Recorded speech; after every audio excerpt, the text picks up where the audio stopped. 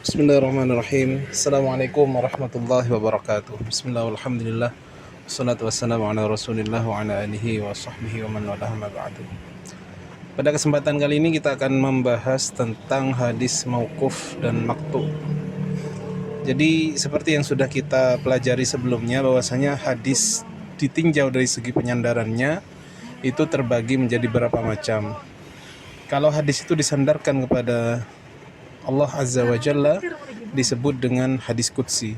Kemudian kalau dia disandarkan kepada Nabi Muhammad, kita sebut dia dengan hadis marfu. Kalau disandarkan kepada sahabat, kita sebut dengan hadis mauquf. Kalau dia disandarkan kepada tabi'in, dia namanya hadis maqtu. Apa maksud disandarkan di sini? Maksud disandarkan adalah hadis tersebut hanya sampai kepada Rasulullah, sampai kepada sahabat, tapi tidak sanadnya tidak bersambung kepada Rasulullah. Sampai kepada tabi'in, diucapkan oleh tabi'in, tapi tidak bersambung kepada sahabat ataupun kepada Rasulullah.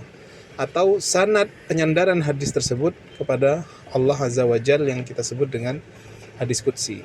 Jadi ketika hadis itu disandarkan kepada Allah, disandarkan kepada Rasulullah, disandarkan kepada sahabat, disandarkan kepada tabi'in, maka itu namanya bermacam-macam. Kalau disandarkan kepada Allah namanya hadis qudsi. Yang disandarkan kepada Rasulullah Nabi Muhammad namanya hadis marfu. Kemudian yang disandarkan kepada sahabat namanya hadis mauquf. Sedangkan yang disandarkan kepada tabi'in namanya hadis maqtu. Lantas mauquf dan maqtu ini, kalau yang mauquf disandarkan kepada sahabat, yang maqtu kepada tabi'in. Hadis mauquf contohnya adalah perkataan daripada Umar ibn Khattab, yaitu tafaqahu qabla an tusawwadu, yang artinya hendaklah kalian belajar dahulu sebelum kalian nanti menjadi tokoh, atau sebelum nanti kalian dituankan, dipanggil tokoh ataupun menjadi pemuka di masyarakat kalian. Sebelum kita menjadi pemuka, sebelum kita ditokohkan, hendaklah kita belajar terlebih dahulu. Ini adalah perkataan Sayyidina Umar ibn Khattab. Maka perkataan ini karena tidak sampai kepada Nabi, hanya diucapkan oleh sahabat, kita sebut dia adalah hadis mauquf. Bagaimana hukum daripada hadis mauquf? Hukum hadis mauquf ini tidak bisa dijadikan hujjah. Kenapa?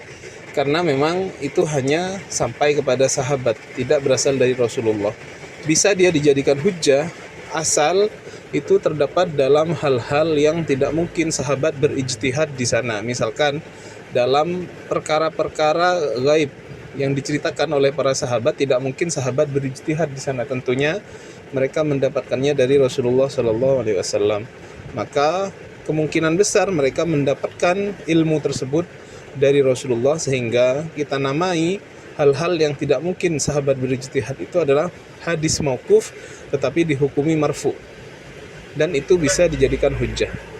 Adapun hadis maqtu yang disandarkan kepada tabi'in sama, dia tidak bisa dijadikan hujjah karena hanya sampai kepada tabi'in. Jadi yang hadis mauquf tadi, kenapa kemudian sahabat itu tidak menyandarkan perkataan itu kepada Rasulullah SAW? Karena memang dalam sahabat ketika berbicara tidak mungkin selalu kemudian menyebutkan hadis tersebut persis seperti yang dikatakan oleh Rasulullah. Ada hal-hal yang mungkin didapat dari Rasulullah tetapi oleh sahabat kemudian disampaikan dengan bahasa mereka sendiri, tetapi ilmunya berasal dari Rasulullah. Kenapa? Itu dalam ranah hal-hal gaib ataupun hal-hal yang pokok dalam agama yang tidak mungkin sahabat berijtihad di sana.